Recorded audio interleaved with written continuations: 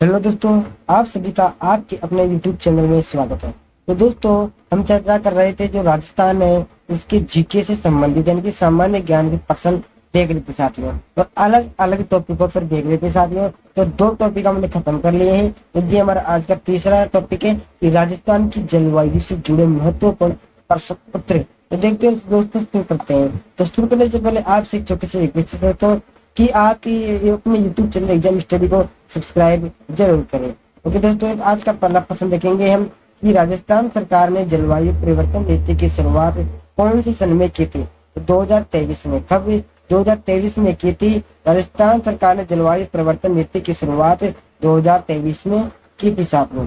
बिल्कुल सही आंसर हो जाएगा इसका। यदि कुछ मिस्टेक लगे, आपको कुछ गड़बड़, कमेंट बॉक्स में जरूर बता सकते। पीडीएफ प्राप्त करने के प्रमुख कारणों में सबसे पहले आता है रेतीली धरातल। ओके, क्योंकि रेत मैदान की तुलना में सबसे अधिक तेजी से ऊष्मा का वितरण करती है, इसलिए ऊष्मा मैदान की तुलना में बहुत तेजी से वितरण होती है और जो रेगिस्तान को ठंडा बनाती है। ये ठंडी भी बहुत अधिक पैदा करती है और गर्म भी बहुत ज्यादा प्राप्ति यानी कि पैदा करती है साथ में।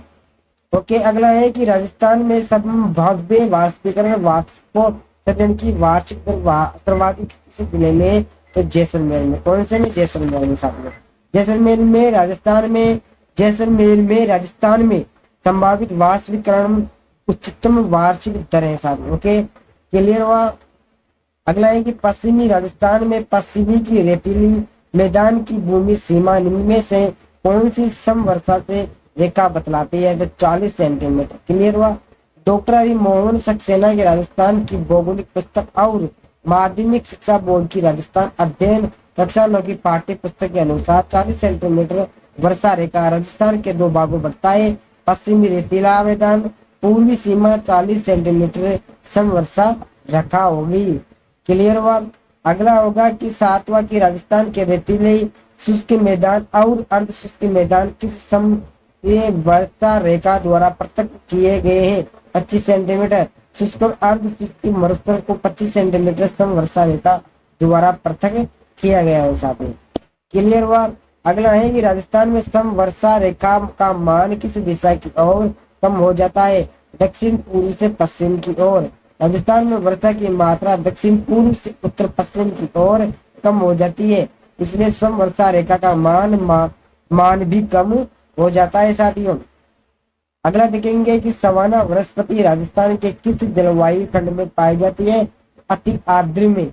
अति आर्द्र जलवायु खंड के अंतर्गत दक्षिणी पूर्व कोटा, बारा, झालावाड़, बांसवाड़ा, प्रतापगढ़, डूंगरपुर, दक्षिणी पूर्व सिलंबूर तथा माउंट आबू क्षेत्र सम्मिलित है, जहाँ घनी मानसून सवाना वनस्पति पाई जाती है, जिसमें शीशम हो गया, आम हो गया, सागवान हो गया, जामुन हो गया, सहतूत हो गया, करी हो गया, बांस शामिल आदि होते हैं साथियों। क्लियर हो गया। अगला देखेंगे कि राजस्थान के किस जिले में सबसे अधिक दैनिक तापमान पाया जाता है? जैसलमेर में। सर्वाधिक दैनिक तापमान वाला जिला जैसलमेर तथा सर्वाधिक वार्षिक तापमान वाला जिला चूरू है साथियों। क्लियर हुआ। दैनिक वाला आ गया और वार्षिक वाला आ गया। अगला है कि राजस्थान में न्यूनतम दैनिक तापमान कौन से महीनों में पाया जाता है? जुलाई से लेकर अगस्त तक पाया जाता है। राजस्थान में ग्रीष्म ऋतु में दैनिक सबसे अधिक तापमान और वर्षा ऋतु में अधिक तापमान तक न्यूनतम होता है साथियों। क्लियर हो गया साथियों। अगला है कि निम्नलिखित में से कौन से जिलों का समूह प्राप्त मानसूनी वर्षा की मात्रा के अनुसार अवरोही क्रम में ढंग से व्यवस्थित है? व्यवस्थित है। जौनपुर, राजसमंद, जालौर पूर्वी राजस्थान के जिलों में पश्चिमी राजस्थान की तुलना में अधिक वर्षा होती है। जौनपुर आर्द्र जलवायु प्रदेश में आता है, वहाँ औसत वर्षा 60 से 80 सेंटीमीटर होती है। वही राजसमंद का कुछ भाग उप आर्द्र और जालौर अर्ध शुष्क प्रदेश में आते हैं साथियों। अगला देखेंगे कि भारत मौसम विज्ञान विभाग IMD की परिभाषा के अनुसार भयंकर सूखा होता है जब वर्षा में कमी होती है 50% से अधिक। भारत मौसम विज्ञान विभाग के अनुसार किसी क्षेत्र में मौसम संबंधी सूखा उस स्थिति के रूप में परिभाषित की जाती है जब क्षेत्र में प्राप्त मौसमी वर्षा इसके दीर्घकालिक मौसम के 75% से कम होता है। यदि वर्षा ऋतु की कमी से 26 से 50% होती है तो मध्यम सूखे के रूप में वर्गीकृत किया जाता है साथियों।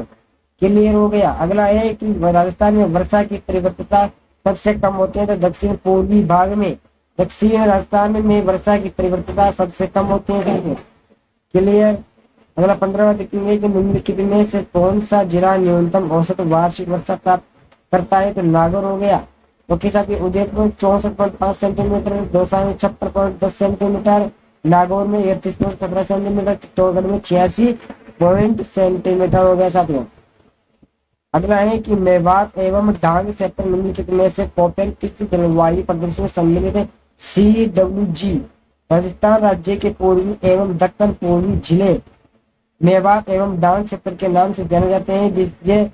ये जिले पोपेन के CWG उप आदि जलवायु प्रदेश पूर्वी और मध्य राजस्थान का अरावली से पूर्व का भाग अंतर्गत आते हैं साथियों। क्लियर हो गया। अगला है कि निम्नलिखित में से राजस्थान के जिलों का कौन सा समूह दक्षिण पश्चिम मानसून औसत वर्षा की मात्रा के अनुसार अवरोही तरह में ट्रेड ढंग से अवस्थित है। हनुमानगढ़ हो गया, जयपुर हो गया, बूंदी हो गया, बांसवाड़ा हो गया साथियों। अरब सागर का मानसून राजस्थान के दक्षिणी पश्चिमी दिशा से प्रवेश करता है। क्लियर हो गया।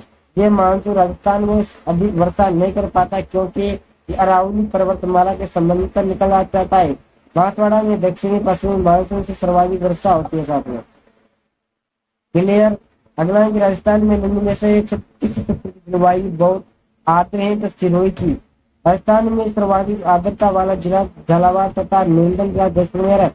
राजस्थान में सर्वाधिक आर्द्रता वाला स्थान माउंट आबू यानी कि सिरोही तथा कम आर्द्र फलौदी यानी कि जोधपुर में फलौदी स्थित है और सिरोही में माउंट आबू स्थित है साथ में। क्लियर हुआ। अगला है कि तापमान एवं वर्षा के आधार पर राजस्थान को कितने प्रमुख जलवायु प्रदेशों में बांटा जा सकता है। तो 5 में बांटा जा सकता है। पांचों की देखो, पहला है कि शुष्क जलवायु प्रदेश 0 से 20 सेंटीमीटर तक वर्षा होती है यहाँ पर। अगला है कि अर्धशुष्क जलवायु प्रदेश 20 से 40 सेंटीमीटर।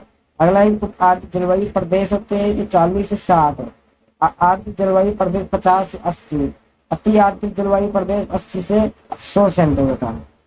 क्लियर। अगला है कि राजस्थान के किस जिले में शुष्क प्रकार की जलवायु पाई जाती है। तो बीकानेर में साथियों।